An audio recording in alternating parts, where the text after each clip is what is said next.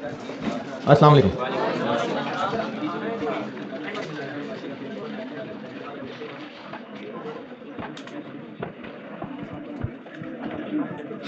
अच्छा, commando action हो ही रहा है तो फिर मैं इसको पूरा कर देता हूँ।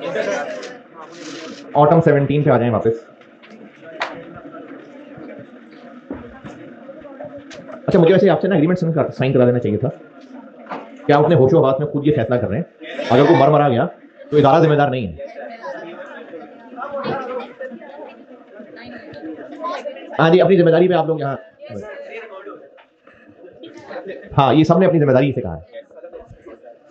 चलें ऑटम 17 पे आ जाएं, इसको पूरा कर लें, फिर मैं इनडायरेक्ट मेथड बताता हूँ।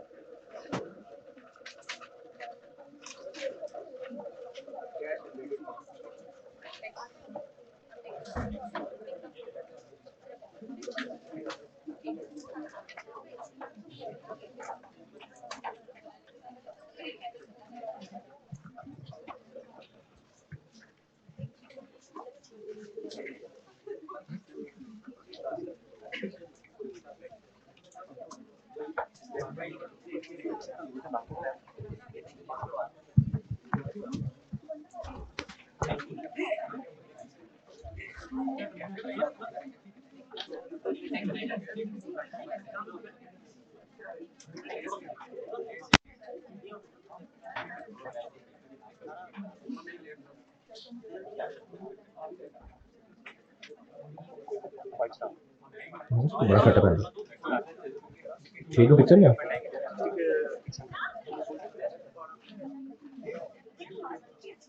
लेकिन आपका नंबर नहीं चाहिए, याद तो बोल देते।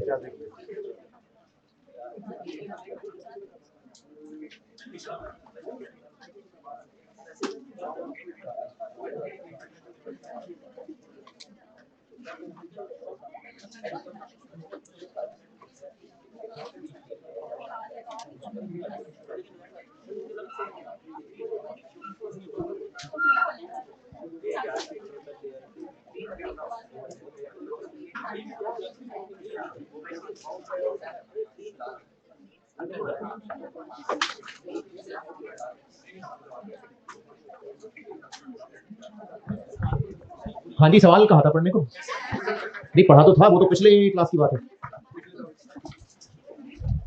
टैक्स पेड, टैक्स है सवाल में कहीं?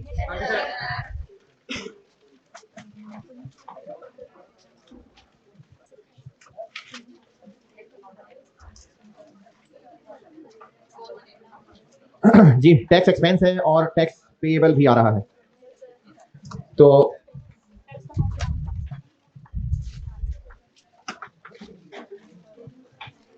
ओपनिंग पेएबल जी 14,000, क्लोजिंग 1500 बस। एक्सपेंस 15,000, पेड कितना? 2,750।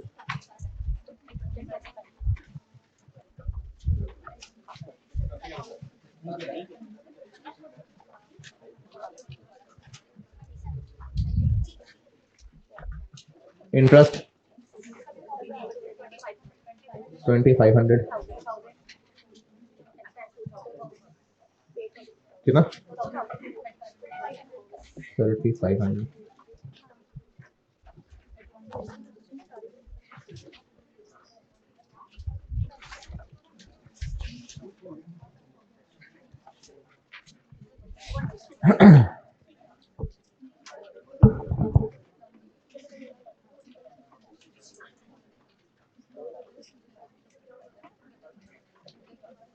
Thirty five 16,234 from operating activities.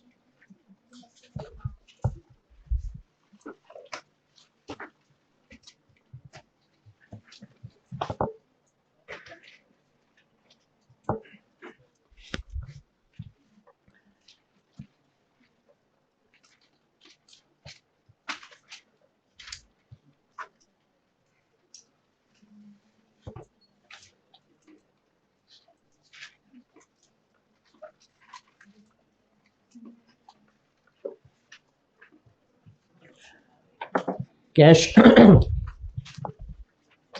flow from investing activities, PP है सवाल में।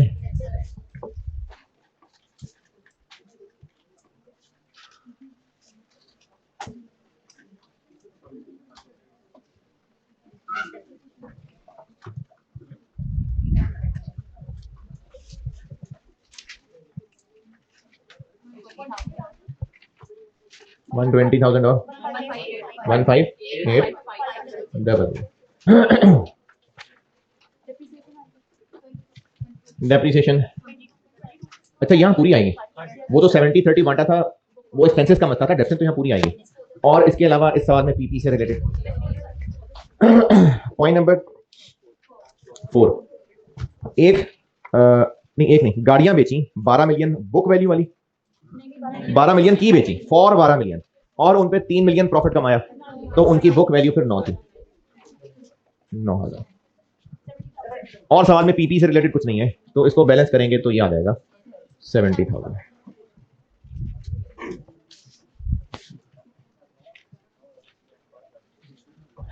नौ ऐसे आया कि 12 का बेचा है और 3 का प्रॉफिट कमाया, तो इसका मतलब बुक वैल्यू 9 थी, 70। और यही जो 12 की बेची है ये 12 इनफ्लो। और कोई इन्वेस्टिंग एक्टिविटीज में अगर अदर इंफॉर्मेशन से नहीं आइडिया मिल रहा तो क्या करें, नॉन करंट एसेट्स में देख लेंगे, तो वो पीपी के अलावा कुछ है ही नहीं।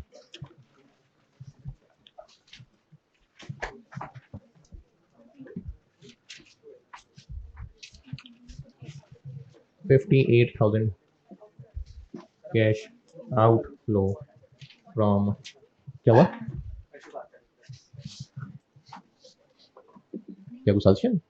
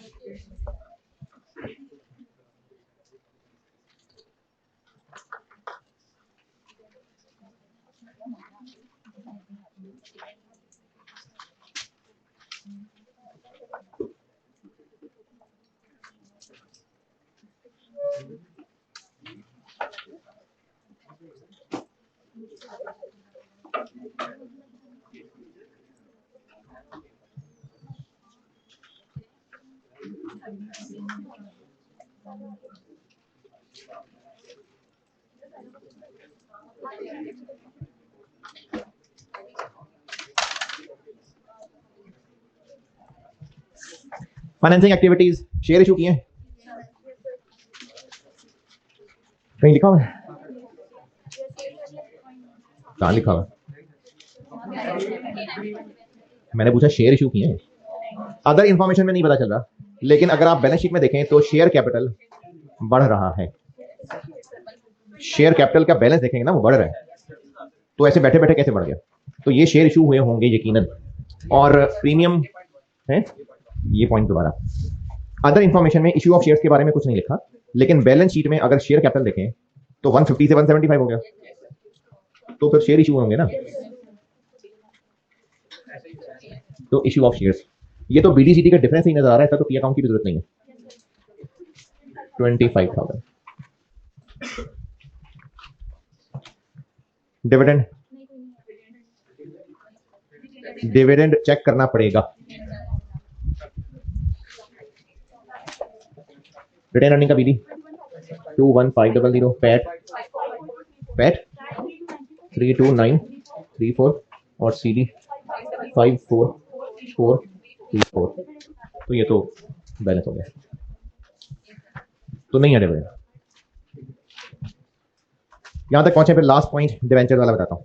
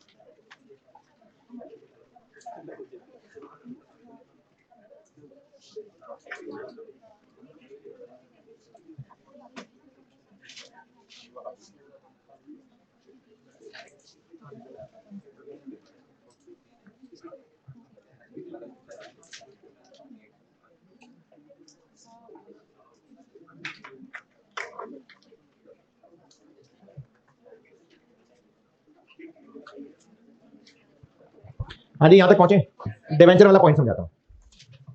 ऊपर बैलेंस शीट में डिवेंचर आ रहे हैं, और वो जो डिवेंचर आ रहे हैं उनके साथ ब्रैकेट में 100 रुपए लिखा हुआ है, यानी एक डिवेंचर 100 रुपए का। साल के शुरू में वर्किंग नाइन, साल के शुरू में जो ओपनिंग डिवेंचर्स थे वो बल्कि खैर इसकी जरूरत नहीं है, नहीं। जो लास्ट पॉइंट लिखा हुआ है ना, उसका मतलब ये है कि हमने डिवेंचर्स वापस किए और डिस्काउंट पे वापस किए। तो ये जो डिस्काउंट था ये हमारे लिए अदर इनकम बन गई। जैसे हम यहां पीपीई बेच रहे हैं, तो यहां पर क्या कैश फ्लो आ रहा है, जितने का बेच रहे हैं, अब चाहे वो गेन है चाहे लॉस है, जितने कैश का बेच रहे हैं। इसी तरह यहां पर शेयर इशू के अगेंस्ट कैश कितना आएगा, जितना कैश आ रहा है। तो डिवेंचर वापसी के सामने कैश कितना जाएगा, जितना कैश पे हो रहा है। तो हमने अगर हर डिवेंचर पे 10 रुपए का डिस्काउंट लिया तो हमने कितने डिवेंचर्स वापस किए। अदर इनकम है कितनी, अदर इनकम 11। इसमें एक तो हो गया गेन ऑन व्हीकल, कितना 3। फिर एक हो गई मेंटेनेंस इनकम 8000। तो बाकी रह गया, इसका मतलब 2 लाख रुपए टोटल हमने वो 10-10 रुपए करके कमाए। तो हमने कितने डिवेंचर्स वापस किए, देखें 2 लाख रुपए हमने टोटल बचाए हैं। एक डिवेंचर पे कितने बचाए हैं, 10 रुपए। 10 रुपए, तो कितने डिवेंचर्स हमने वापस किए,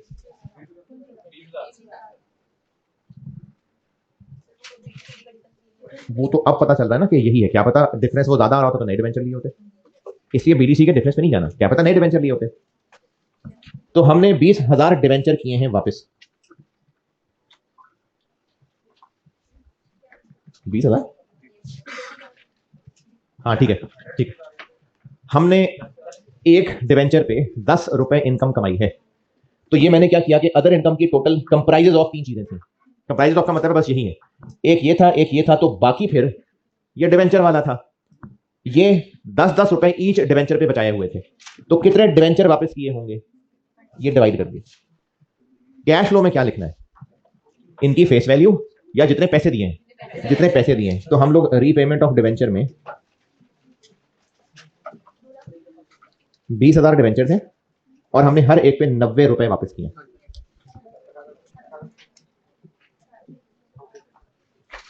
जी, टोटल अदर इनकम कितनी है, ये इनकम स्टेटमेंट में दी हुई। और आखिरी पॉइंट लिखा हुआ है अदर इनकम कंप्राइजेज ऑफ। अगर लिखा होता है इंक्लूड्स, तो जिनका जिक्र है उसके अलावा और भी हो सकते हैं, लेकिन लिखा हुआ है अदर इनकम कंप्राइजेज ऑफ। क्या फर्क है, अदर इनकम कंप्राइजेज ऑफ कह के 3 बुलेट पॉइंट लिखे हुए हैं, कंप्राइजेज ऑफ कह के 3 बुलेट पॉइंट लिखे हैं। इसका मतलब है बस ये 3 हैं। अगर इंक्लूड्स लिखा होता तो इसके अलावा और भी हो सकते थे। तो अदर इनकम में बस ये 3 चीजें हैं। ये गिवन थी, माइनस कर लिया तो ये वो आ गया जो हमने डिवेंचर वापस करके पैसे बचाए, टोटल 2 लाख रुपए। इन 2 लाख रुपए जो हमने बचत की है कितने डिवेंचर से बचाए, हर डिवेंचर पे 10-10 रुपए बचाए। तो 10 से डिवाइड किया तो पता लग गया कितने डिवेंचर वापस किए, और हर डिवेंचर पे 90 रुपए दिया है। तो ये टोटल कैश आ गया।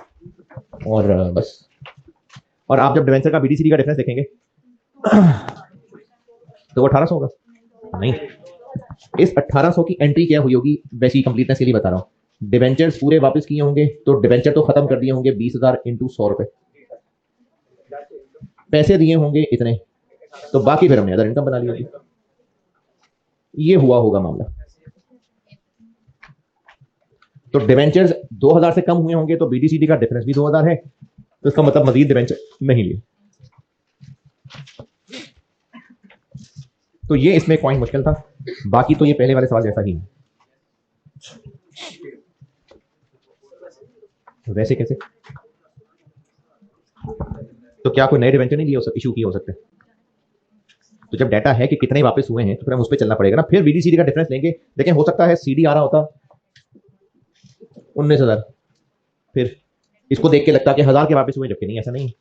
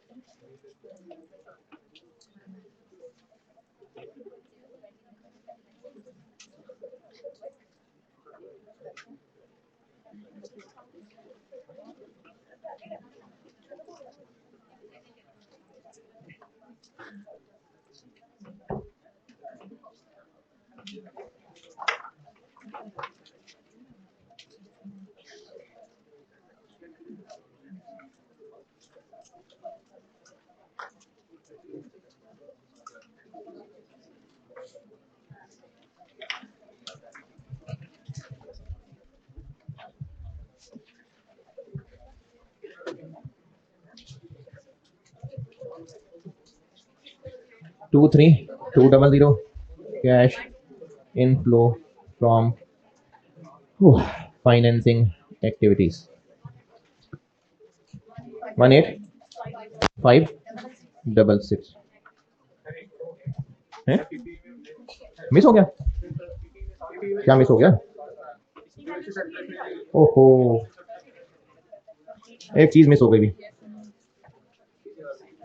मैंने ना ये आपको जो नोट दिए हैं उसमें मैंने ये बात पीपी में कहीं लिखी होगी, मैंने कहीं लिखी हुई है, वो ये कि जब आप पीपी वाली वर्किंग करने लगे तो साथ ना रिवैल्यूएशन सरप्लस का भी अकाउंट खोल लें, उससे ये आइडिया हो जाएगा कि कहीं कोई रिवैल्यूएशन तो नहीं हुई during the year.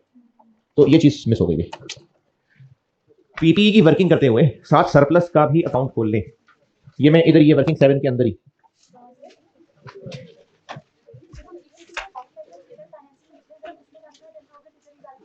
Cash cash आ रहा है,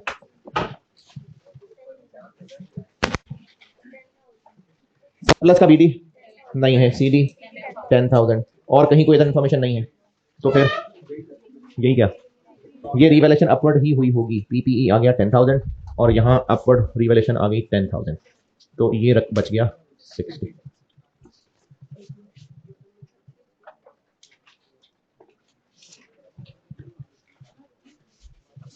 और ये हो गया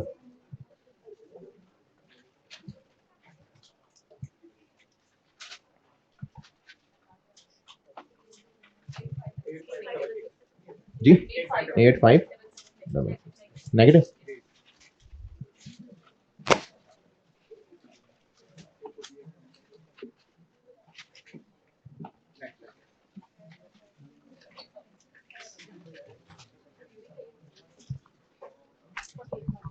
अच्छा, मुझे क्लास में कुछ लोग नजर आ रहे हैं जो अभी गायब हो गए हैं और एन खाने के टाइम पे आएंगे, कुछ मुझे ऐसे लग रही है सीटें खाली ऐसी। हाँ जी, ये सही नहीं है, ये कौन लिख देता है, ये चीजें क्या हो रहा है? Net cash flow during the year, net cash and cash secret start of year 48,394, तो इतना ही है। ये बैटरी खत्म हो गई यार।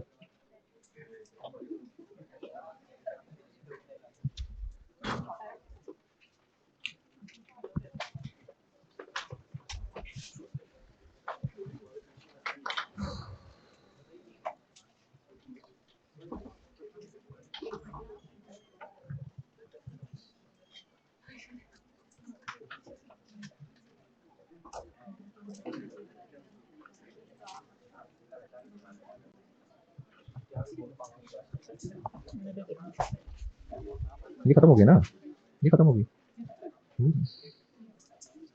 तो वो थोड़े चलते हैं यार, ये तो बहुत थोड़ी देर चलते हैं, तो बहुत थोड़ी देर चल रहे हैं।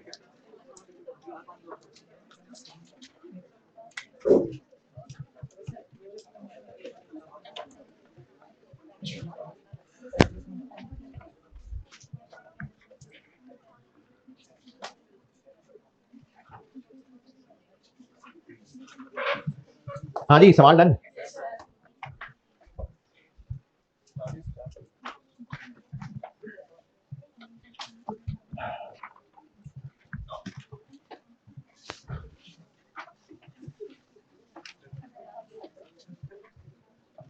बस डायरेक्ट मेथड बहुत है।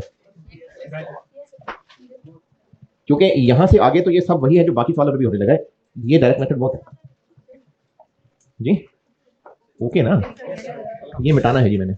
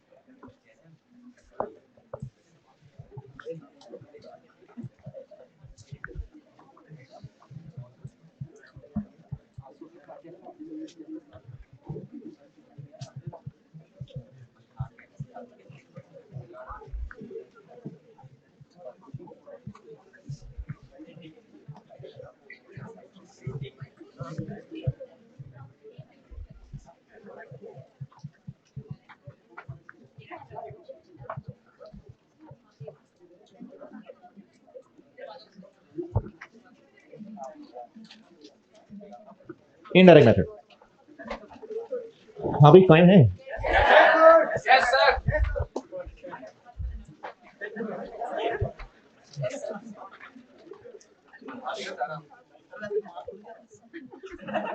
कितनी मासूम कौम है यार वैसे। देखो एक नान के पीछे जो है वो 6 घंटे पढ़ने को तैयार। देखो मतलब इतने सस्ते के एक नान के पीछे 6 घंटे पढ़ने को तैयार हो गए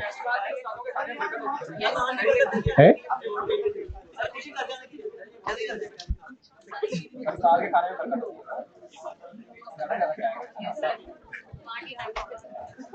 बांट के खाएं।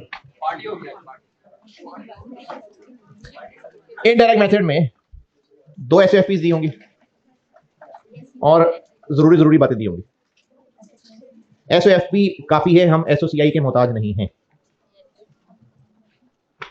SOCI गिवन हो तो मेहरबानी उसकी, वरना जरूरत नहीं है हमें, उसके बगैर काम चल जाएगा।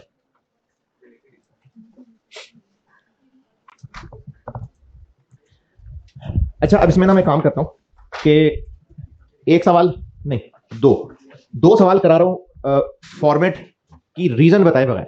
आपको फॉर्मेट अजीब लगेगा लेकिन पहले 2 सवाल गुजार लें ताकि प्लस माइनस पता चल जाए, फिर उसकी रीजन भी बताऊंगा क्यों, नॉलेज के लिए भी। लेकिन कुछ सवालों में ना कुछ ऐसी गहरी एडजस्टमेंट आ जाती हैं कि अगर आपको रीजन ना पता हो तो उन गहरी एडजस्टमेंट्स को ना डील कर सकेंगे। तो इसलिए पहले मैं आपको इनडायरेक्ट मेथड का फॉर्मेट बता के बस रटा समझें, सवाल करते हैं, एक बार कैलकुलेशन हो जाए फिर आपको इसकी रीजन भी बताता हूं। तो फॉर्मेट पे आते हैं वापस।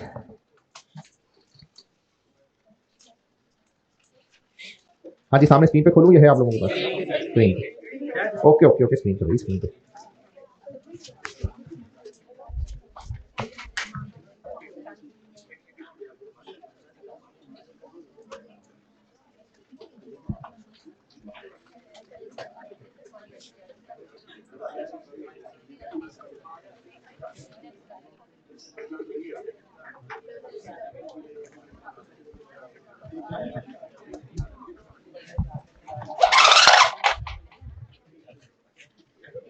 ऊपर वाला सॉरी,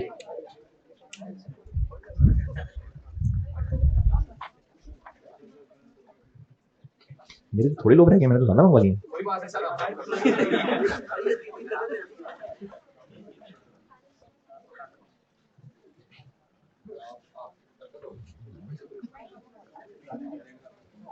स्टार्ट पीबीटी से। Indirect method cash flow from operating activities profit before tax से स्टार्ट होगा, प्रॉफिट बिफोर टैक्स। इसके बाद इसमें ना कुछ ऐड वाली चीजें और आगे फिर कुछ लेस वाली है। इनकी तरतीब जरूरी नहीं है, आपको याद रखने में आसानी हो इसलिए मैंने ऐड वाली इकट्ठी कर दी, वरना ये जरूरी नहीं कि पहले ऐड वाले लिखेंगे फिर लेस वाले लिखेंगे। याद करने में आसानी हो इसलिए ऐड वाले इकट्ठे और लेस वाले इकट्ठे लिख दिए मैंने। क्या क्या है, डेप्रिसिएशन या अगर impairment loss for the year है वो ऐड हो रहा है। पीपीई, बल्कि सिर्फ पीपीई नहीं, हो सकता है पीपीई बेचा हो सकता है इन्वेस्टमेंट प्रॉपर्टी बेची हो सकता है शेयर्स में की गई इन्वेस्टमेंट बेची हो, कुछ भी एसेट बेचा है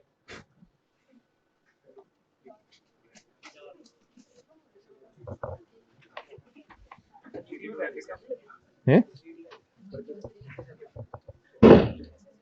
नहीं वो खत्म हो गया दूसरे वाले मेरे सारे शोर आ रहा है किधर है जहाज और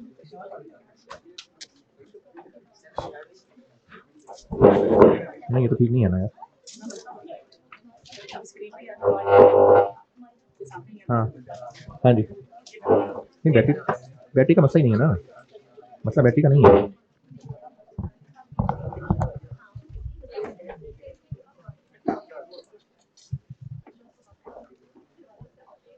तो कोई भी एसेट बेचा है कोई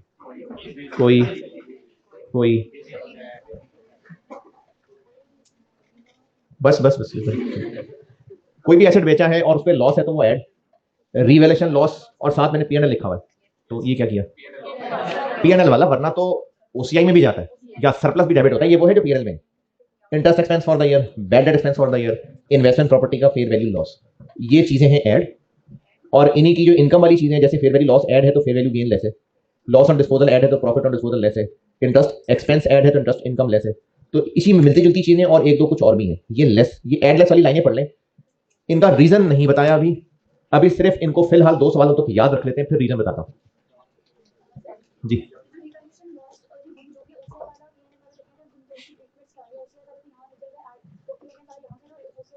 वो पीपी की वर्किंग में आ जाएगा वो जो सरप्लस डेबिट क्रेडिट उसके में कवर हो जाएगा खैर ये भी वहां भी आएगा ये पीपी में भी आएगा पीपी तो पूरा क्रेडिट हो रहा है लेकिन यहां पर पीएनएल वाला क्यों आ रहा है ओसीआई वाला क्यों नहीं आ रहा उसकी रीजन में जब ये सारी बताऊंगा तब उसकी रीजन बताऊंगा यहां से लेके यहां तक प्लस वाली आइटम्स और माइनस वाली आइटम्स रीजन नहीं बताई बगैर रीजन के सिर्फ आइटम्स पढ़ लें किसी आइटम में अगर परेशानी है ये क्या चीज होती है तो पूछें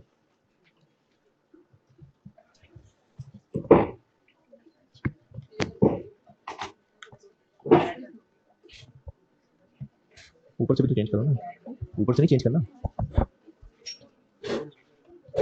जी क्या जीपी यानी आप ये पूछना चाहिए कि एडलेस क्यों कर रहे हैं तरीके से चुपके से पूछना चाहिए कि एडलेस क्यों कर रहे हैं ना तो यही पूछना चाह रहे हैं क्यों कर रहे हैं हाँ तो अभी क्यों नहीं है अच्छा चलाकियों से इसकी क्यों ना पूछें अभी सिर्फ आप ये देखिए कि जो एडलेस करना है वो फिगर क्या है वो अगर नहीं पता चल रही क्या फिगर है तो पूछें क्यों का जवाब अभी फिलहाल नहीं है 1-2 सवालों के बाद क्या नहीं आप सवाल क्या पूछा आगे भी तो बोलो रिवैल्यूएशन लॉस क्या फिर क्यों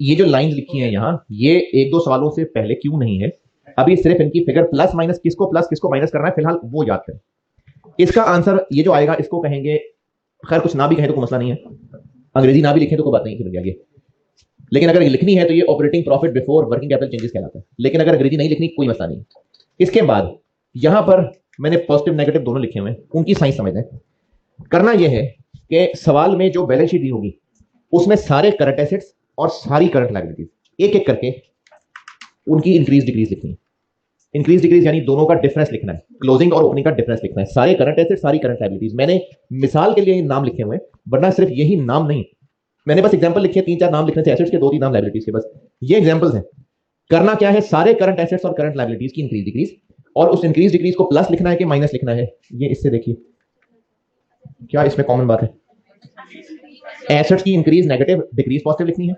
लायबिलिटीज की इंक्रीज पॉजिटिव और डिक्रीज नेगेटिव लिखनी है क्यों हाँ क्यों अभी नहीं है इन सब लाइनों के बारे में ये मैंने एक नोट 2 लिखा हुआ है और इसको मैंने अगले पेज पे ये सारी की सारी करंट एसेट्स और लायबिलिटीज सब एक एक करके वहां लिखेंगे सिवाय इन 5 के यानी ये 5 वो चीजें हैं जो करंट एसेट्स करंट लायबिलिटीज में आ रही हो तो उनकी इंक्रीज डिक्रीज नहीं लिखनी उनके अलावा बाकियों की लिखनी है अब ये 5 क्या है कैश बैंक टैक्स पेएबल या एडवांस टैक्स डिविडेंड पेएबल या डिविडेंड रिसीवेबल इंटरेस्ट पेएबल या इंटरेस्ट रिसीवेबल और कोई ऐसा एसेट या लायबिलिटी जो नीचे हमने अलग से फाइनेंसिंग या इन्वेस्टिंग में कवर कर लेना है मिसाल के तौर पे जब हम फाइनेंसिंग में थे तो जो पिछले कहीं सवाल किया था तो बैंक लोन का करंट नॉन करंट दोनों में तोड़ के बैलेंस लिखा हुआ था तो हमने करंट वाले को नॉन करंट के साथ मिला के उस वर्किंग में लिखा था तो उस करंट पोर्शन ऑफ लोन की इंक्रीज डिक्रीज नहीं दिखाई। ये पॉइंट नंबर 2। और खास तौर पर मैंने बोल्ड करके लिखा हुआ, ये सारा पढ़ें, बोल्ड वाला जरूर, सारा इनफैक्ट, लेकिन बोल्ड वाला भी।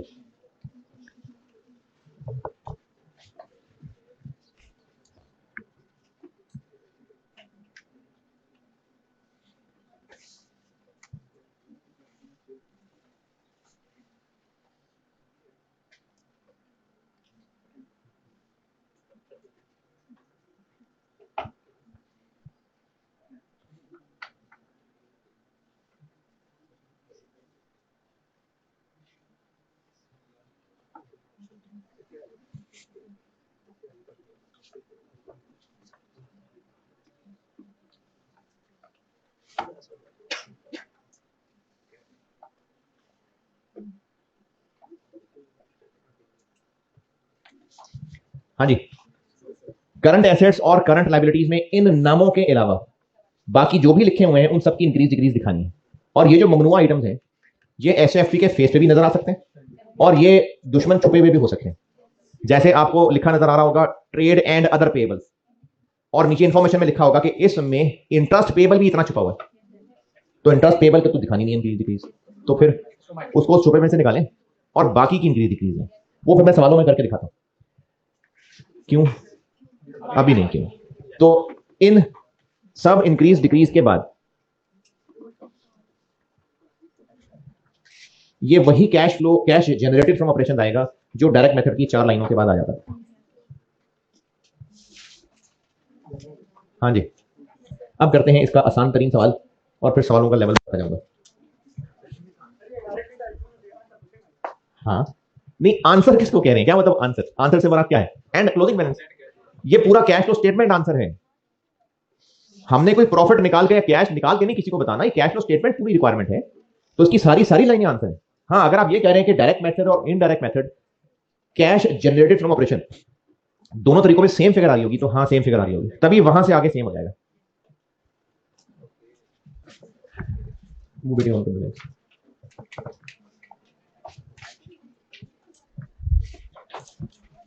कायम है ना?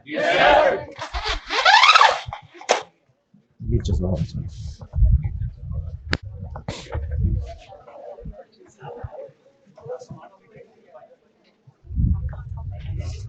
है।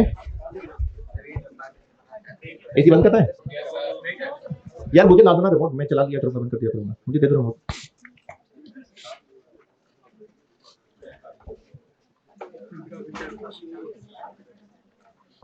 सवाल पढ़ लें, स्प्रिंग 16।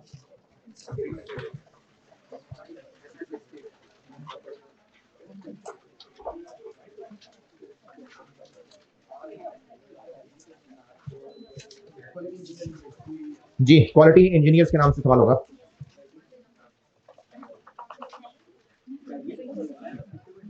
है ना यार, 16 है ना यार ना, तो ये कहाँ है?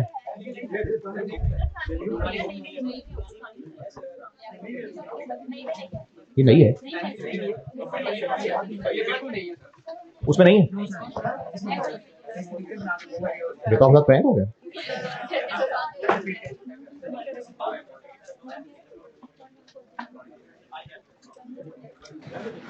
अब क्वेश्चन में कहां से निकालूंगा? चले, मैं आपको इसको रोकना फिर यार, मैं ग्रुप में भेजता हूँ।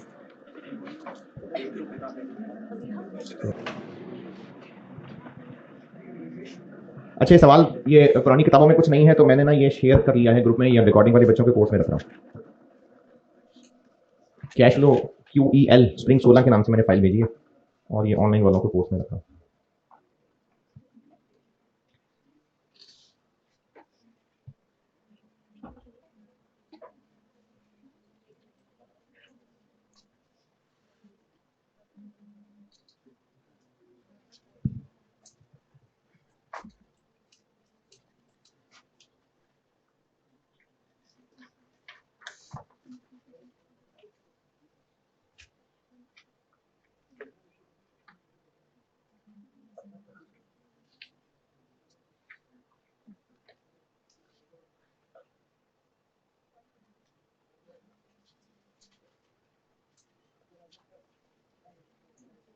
हाँ जी,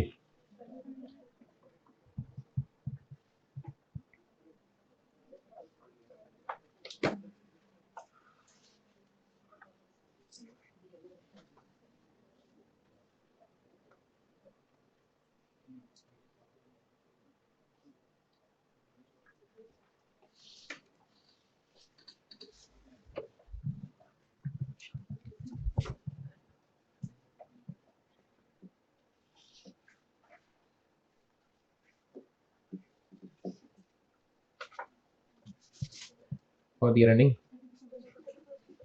2015 रुपीज 1000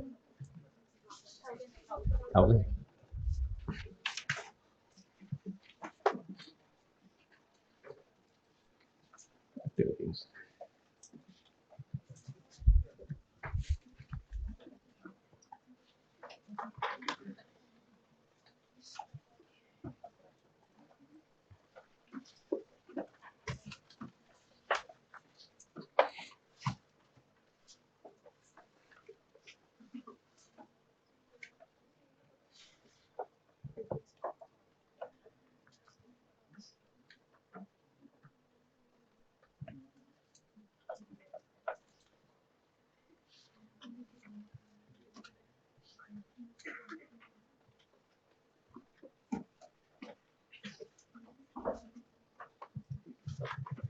कर लिया।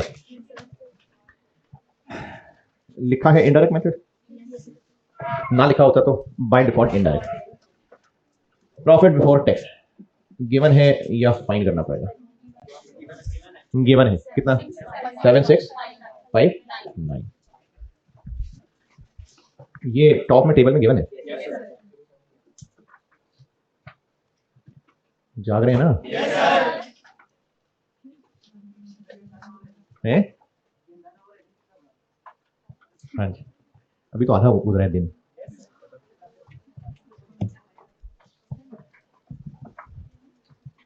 और ये सारा कुछ इसलिए हो रहा है ना?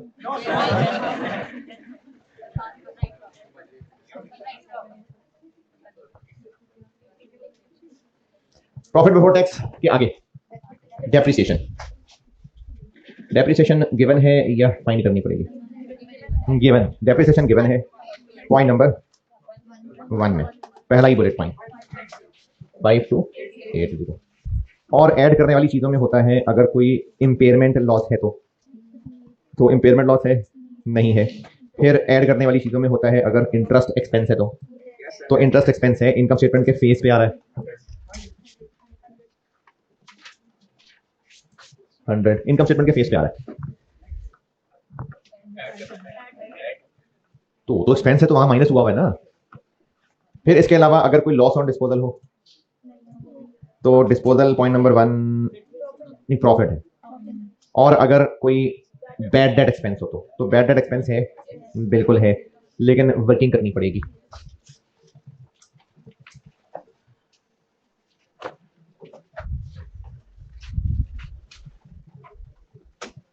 प्रोविजन,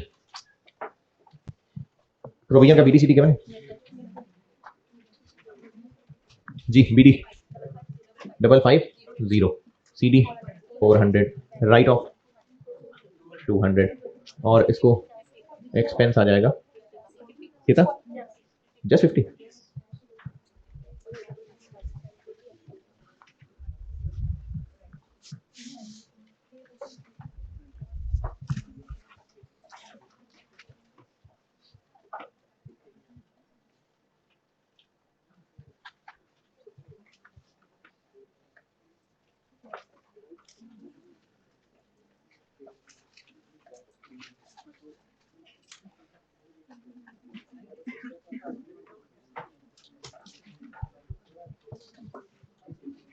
और ऐड होने वाली चीजों में क्या है? रिवैल्यूएशन लॉस है कहीं? रिवैल्यूएशन लॉस,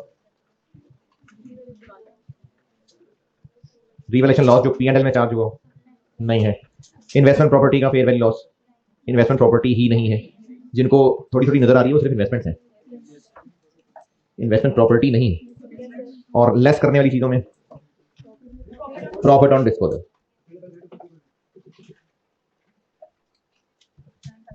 तो प्रॉफिट और डिस्पोजल के लिए point number 1 second bullet point, एक मशीन 2481 वाली 344 में बेची थी, तो कितना प्रॉफिट कमाया? 3440 माइनस 2 959।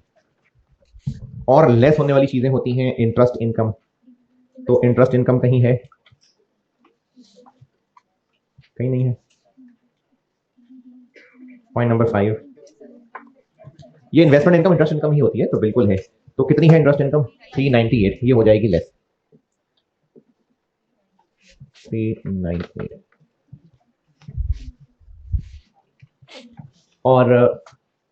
और कोई लेस होने वाली आइटम नहीं है सवाल में, तो इसका आंसर बन जाएगा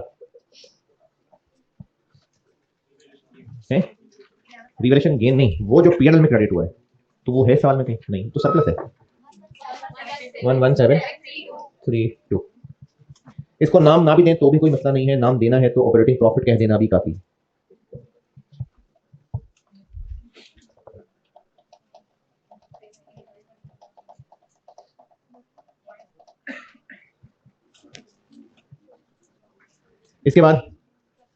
इसके बाद इंक्रीज डिक्रीज, उसके लिए हमें आना होता है करंट एसेट्स और करंट लायबिलिटीज पे। करंट एसेट्स, इन्वेंट्री है तो बढ़ रही है कम हो रही है? बढ़ रही है। इंक्रीज इन स्टॉक, और फिगर भी बता दें 4642 माइनस 3073 1569 लेस।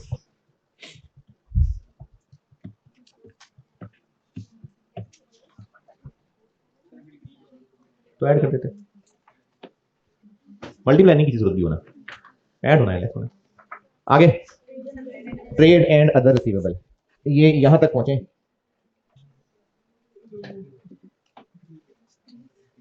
नहीं, ये इतना सादा नहीं है। वर्किंग 2, ये यहां तक पहुंचे, फिर ये अच्छी वर्किंग है, ये पहुंचे तो बताता हूं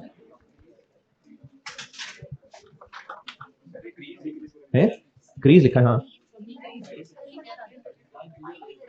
अभी डी या इन लगा दूंगा ना, अभी देखा ना आगे करके लिखा है क्रीज, ये वर्किंग करके लगाता हूं ना।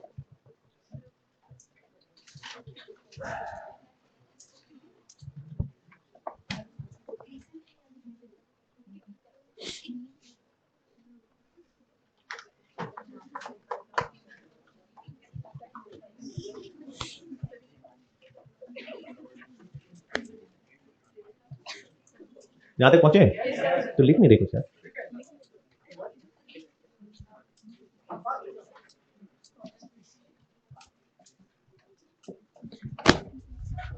ट्रेड रिसीवेबल्स में एक है मिलावट।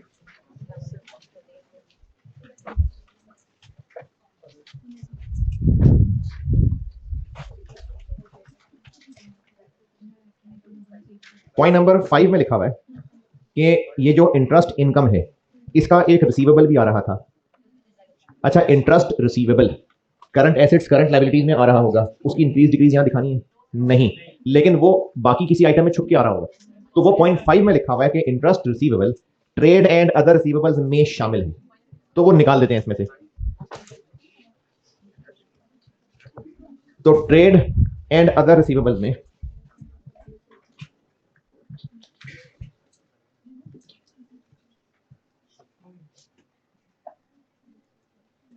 साल के एंड पे कितने आ रहे हैं? साल के एंड पे 2 to 7, इसमें कितनी मिलावट शामिल है? 96। लेकिन मैंने लिखा है ग्रॉस, यानी प्रोविजन फॉर डाउटफुल डेट भी इसमें ऐड करें 400, ये लेस हुई है उसमें से 2577। इसमें राइट ऑफ ऐड करूंगा 200,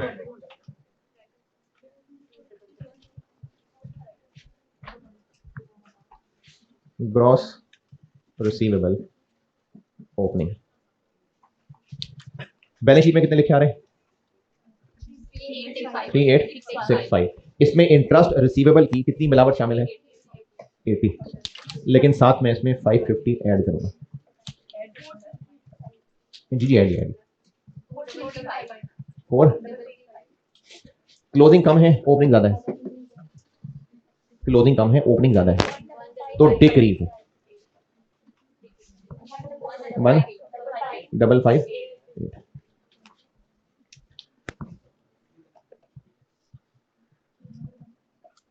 अच्छा, ये सब मैंने क्यों किया है? इस क्यों की अभी कोई वजह नहीं है। क्या किया है? डेटर्स मैंने ग्रॉस लिए हैं, ग्रॉस यानी बैलेंस शीट की फिगर में प्रोविजन ऐड किए हैं, ये पिछले सवाल में भी किए हैं ऐसे, पिछले किसी सवाल में। और ये -96 और -80 कौन सा किया है? जो 0.5 में लिखा हुआ है इंटरेस्ट रिसीवेबल, इंटरेस्ट रिसीवेबल वो ममनुआ आइटम्स में से है जिसकी इंक्रीज डिक्रीज नहीं दिखानी। अगर इनमें शामिल रहने दिया तो उसकी भी इंक्रीज डिक्रीज आ जाएगी, तो उसको हटा रहे हैं यहां। अब जो आंसर आया, ये राइट ऑफ क्यों ऐड किया मैंने? नहीं बताया, नहीं बताया। क्यों नहीं बताया? क्लोजिंग में इसको ऐड करना और फिर इसका ओपनिंग से डिफरेंस लेके पता चलेगा कि इंक्रीज है कि डिक्रीज। प्रोविजन को क्यों ऐड किया? ग्रॉस करने के लिए। राइट ऑफ कहां से आया? क्यों क्यों किया अभी राइट ऑफ ऐड? पता है। तो ये आ गया डिक्रीज 1558 प्लस लिखो माइनस लिखो, डिक्रीज है तो प्लस।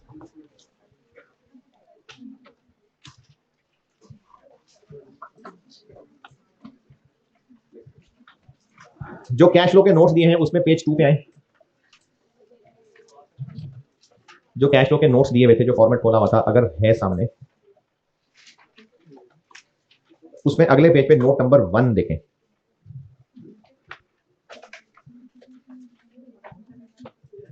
जो फॉर्मेट है कैश फ्लो का, उसमें दूसरे ही पेज पे आए और एग्जाम नोट्स में नोट नंबर 1, ये सारा पढ़ के देखें, बल्कि सारा नहीं, इसमें से ए पढ़ के देखें।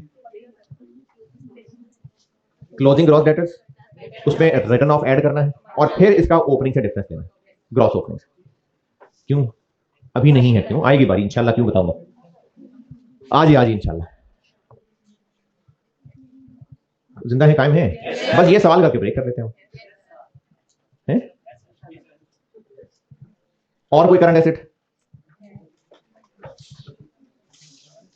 कैश एंड बैंक है, उसकी इंक्रीज डिक्रीज नहीं लिखनी है। अब आते हैं करंट लाइबिलिटीज में, ट्रेड एंड अदर पेएबल्स, इनकी इंक्रीज डिक्रीज दिखानी है, लेकिन पहले देख लें कोई हराम आइटम ना हो उनमें। पॉइंट नंबर 4, हाँ जी है, ईयर एंड में जो ट्रेड एंड अदर पेएबल्स आ रहा है उसमें एक्रूड इंटरेस्ट शामिल है और वो यही 100 ही है, कैलकुलेट करके देख लें, लेकिन वो यही 100 है। बैंक लोन कितना आ रहा है बैलेंस शीट में? 6,000, 10% 2/12,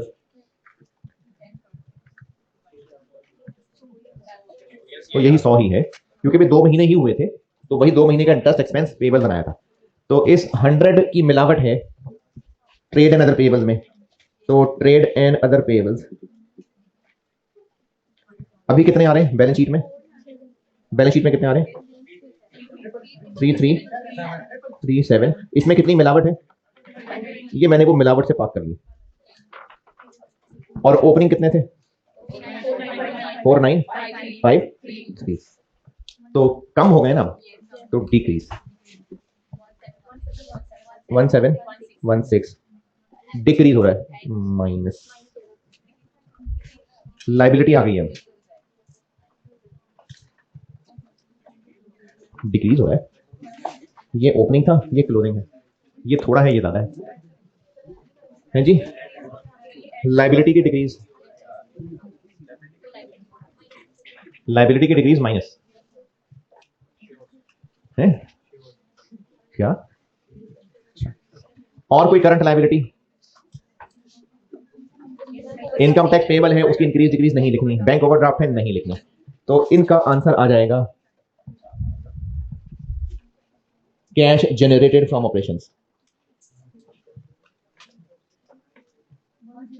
10,000,5 पॉजिटिव, ये कहलाएगा कैश जनरेटेड फ्रॉम ऑपरेशंस, नहीं ऑपरेशंस है अभी।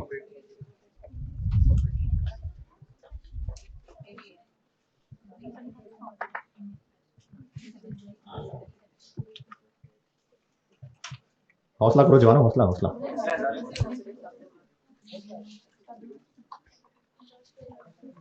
दिमाग खोला।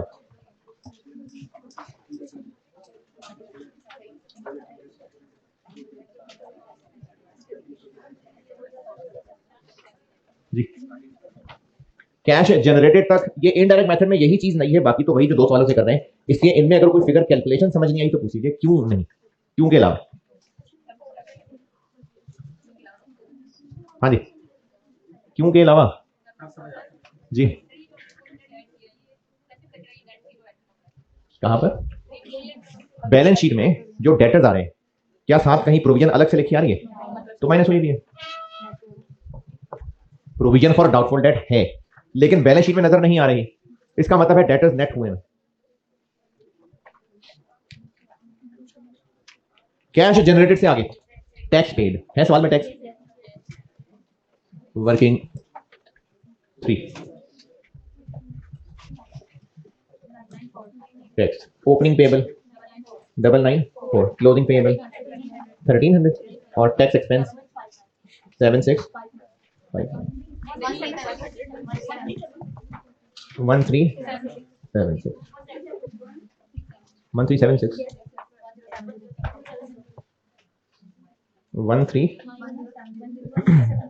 107 जी जी जी 107 जी।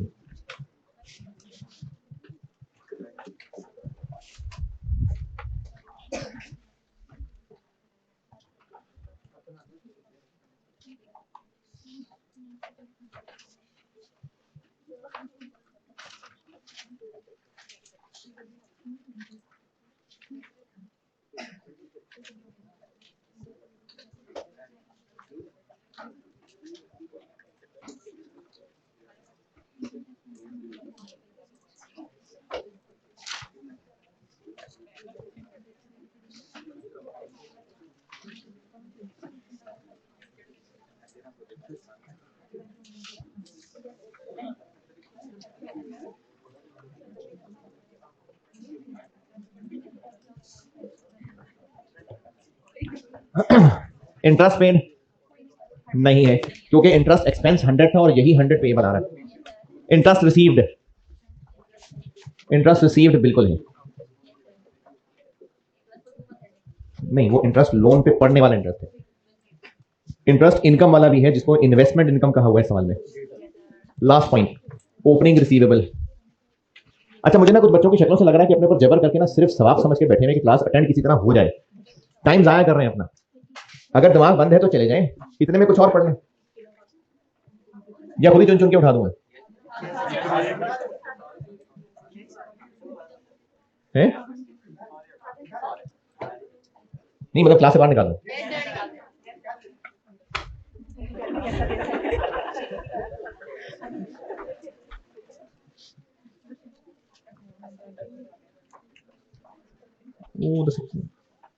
बैठा है जाना वो सेकंड टाइम। हाँ बैठना है। हाँ इंटरेस्ट रिसीवेबल का बीडी 80, सीडी 96 और इंटरेस्ट इनकम 398। तो कैश रिसीव हुआ होगा 382। ये जो इन्वेस्टमेंट इनकम है ना 0.5 में, इसको इंटरेस्ट इनकम कह रहा हूं मैं। इंटरेस्ट पेड वाला पॉइंट ये है कि इंटरेस्ट पेएबल का कोई बीडी है, सीडी है 100, ये कैलकुलेट करके निकाला है। एक्सपेंस है 100, तो पेड कोई नहीं। तो इंटरेस्ट रिसीव्ड आ गया 382 और cash 9317 cash inflow from operating activities.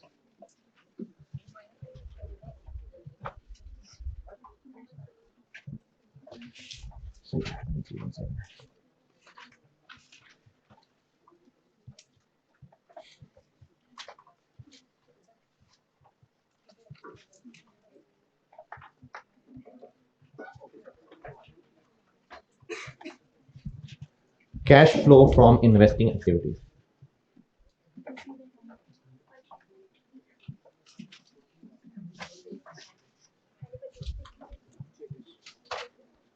Purchase of PPE के लिए पीपीई की वर्किंग बना लेते हैं, वर्किंग फाइल, और सेल ऑफ पीपी दिया हुआ है 3440, ये दिया हुआ है 0.1 के सेकेंड वाले पॉइंट में। ये करता हूं,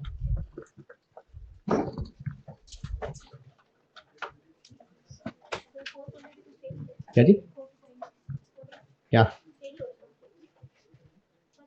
0.4 में कौन सा सेल हो रहा है? अच्छा अच्छा, हाँ जी हाँ जी हाँ जी, सेल ऑफ पीपी दो हैं, एक है 3440 और एक है 0.1 के लास्ट बुलेट पॉइंट में 2599। तो ये दोनों हुए हैं सेल। 2599 कितना, 6 नहीं, हाँ 6039। पीपीई की वर्किंग बनाता हूँ, ये बाकी वर्किंग्स बतानी है।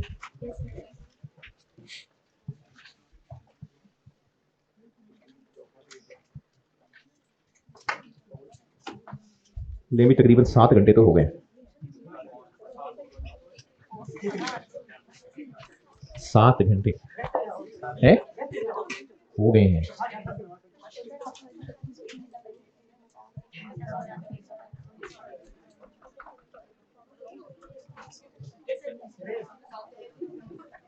कमाल है यार वैसे आप लोग जी। क्या हुआ?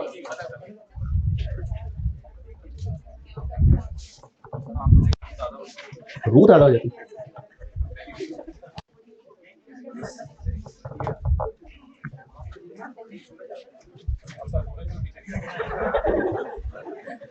ये वर्किंग मिटानी है और पीपीई बनाना है तो साथ सरप्लस भी बनाना पड़ेगा।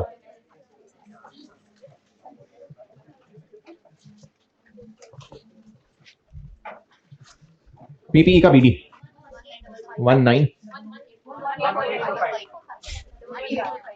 पीपीई का बीडी 1145, सीडी 1928, सरप्लस का बीडी 1911, सीडी 267।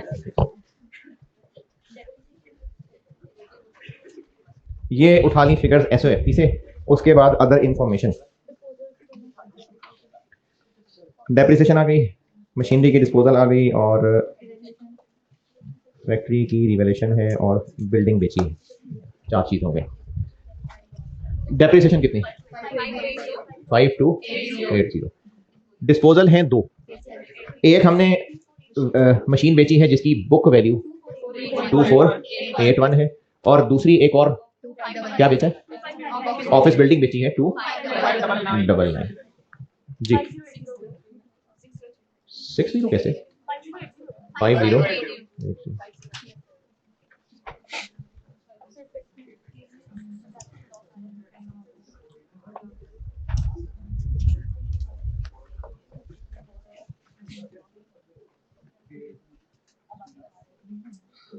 पॉइंट नंबर 1 का पहला,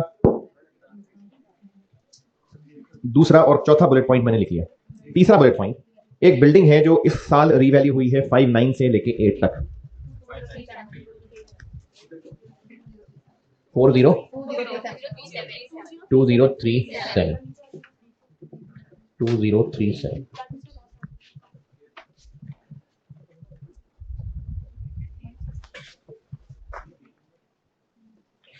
और आगे कहीं पीपी के बारे में कुछ नहीं।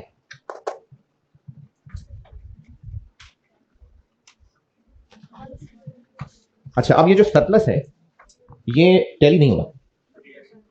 कितना आ रहा है देखो, किस साइड पे कितना आ रहा है, 1272। अब ये हो सकती है 2 चीजें, या ये सरप्लस से रिटेन अर्निंग्स को ट्रांसफर है, या फिर कितना है 1272, या ये रिटेन अर्निंग को ट्रांसफर है, या ये कोई पीपीई डाउनवर्ड रिवैल्यू हुआ है। तो इस सवाल में गैर इखलाकी हरकत ये है कि मैंने तो जब ये सवाल का सलूशन देखा था तो मैंने ना अपने पास इसको क्लोज करने से पहले इस या तो का जवाब ढूंढने के लिए रिटेन अर्निंग की वर्किंग भी बना दी थी, लेकिन पेपर में बैठ के स्टूडेंट ये नहीं सोच पाएगा। तो अब अगर इसको वो रिवैल्यूएशन डाउनवर्ड ट्रीट करता है तो भी सही माना जाएगा, और अगर इसको वो ट्रांसफर टू रिटेन अर्निंग करता है तो भी सही माना जाएगा। कैश फ्लो एंड टैली ही निकलेगा। वो इसलिए कि अगर आप इसको डाउनवर्ड रिवैल्यूएशन मान लेते हैं, यहां आ जाएगा और बैलेंसिंग फिगर एडिशन पे फर्क आएगा। और अगर आप इसको रिटेन अर्निंग को ट्रांसफर मान लेते हैं तो वहां पर फिर डिविडेंड निकल आएगा, तो वो कवर हो जाएगा।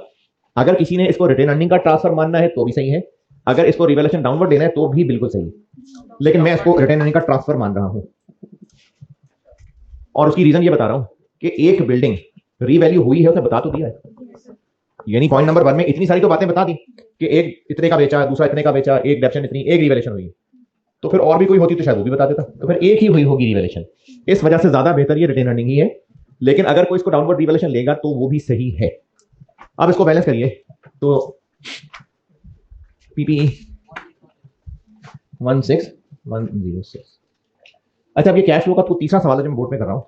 इसमें मेहनत मजदूरी है लेकिन कैलकुलेशंस बहुत मुश्किल नहीं है। हाँ, प्रैक्टिस के साथ साथ ये और बेहतर हो जाएगा। ये आ गया परचेज ऑफ पीपीई 16106।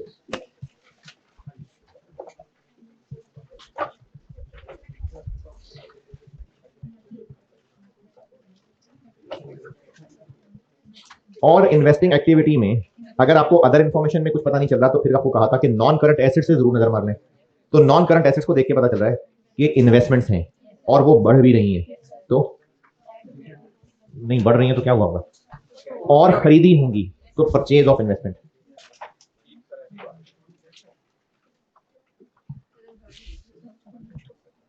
कितनी आ रही है एसएफपी में अब?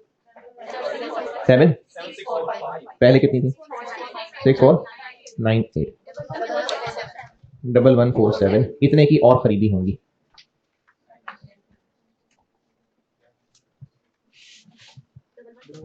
डबल 11214।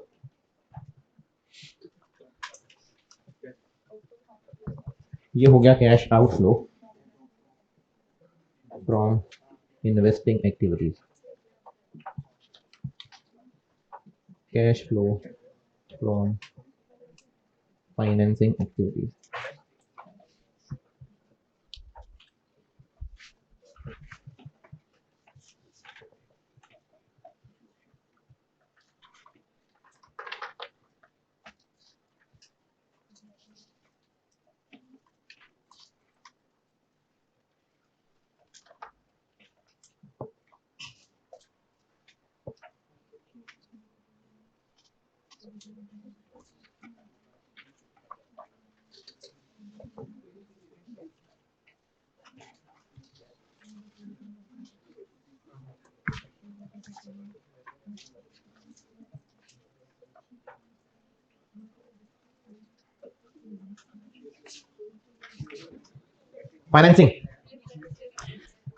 फाइनेंसिंग एक्टिविटीज के लिए आपको सवाल की अदर इंफॉर्मेशन में तो कुछ नहीं मिल रहा, लेकिन कैपिटल को देख के पता चल रहा है और प्रीमियम को देख के बढ़ ही रहे हैं। तो टी अकाउंट बनाए बगैर अगर डिफरेंस ही ले लें,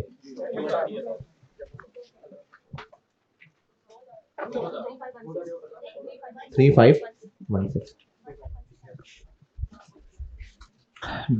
2000 कैपिटल में और बाकी प्रीमियम में। डिविडेंड पेड के लिए क्या करें भाई? दिया हुआ है पॉइंट नंबर 2 में, लिखा तो है कैश डिविडेंड पेड, तो वो लिख दिया ना। तो डिविडेंड पेड 30 बता दिया ना, क्वांटिटी में बताया है। अच्छा, अब एक चीज, वो जो मैं रिटेन अर्निंग वाली बात कर रहा था, ये टैली कराता हूं।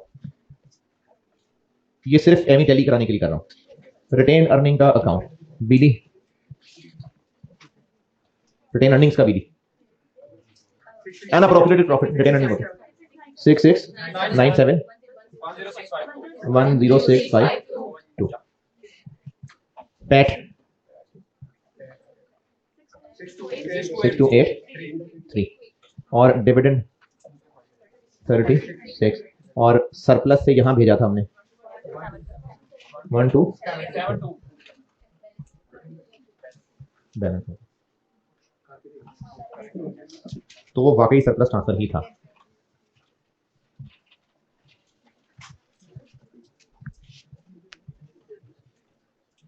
अच्छा, अब पेपर में बैठे हुए हैं और आपने उसको डाउनवर्ड अज्यूम कर लिया था, यहां नहीं आएगा। अब आपकी बैलेंसिंग फिगर इधर निकल आएगी, तो वो क्या होगा?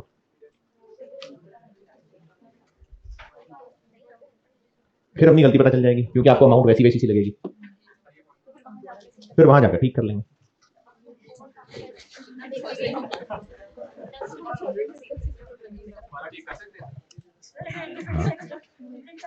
देखो तौबा की गुंजाइश तो मौजूद है। हाँ जी, अगर कैसे एडजस्ट कर लें डिविडेंड जब दिया हुआ 3.6, तो फिर और क्या रह गया? बस वो तो बड़ी लंबी क्लास हो गई, तो 2 घंटे की तो ये क्लास हो गई। मसला तो होगा, मसला ही होगा।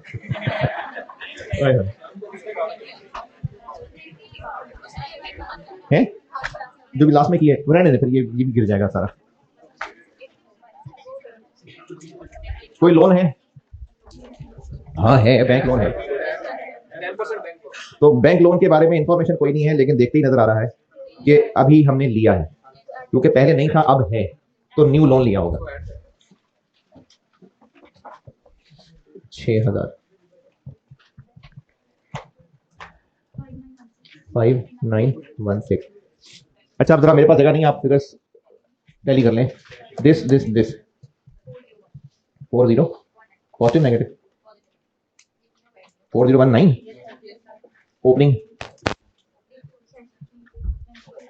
ओपनिंग कैश भी था और ओवरड्राफ्ट -27 भी था, तो 23 नेगेटिव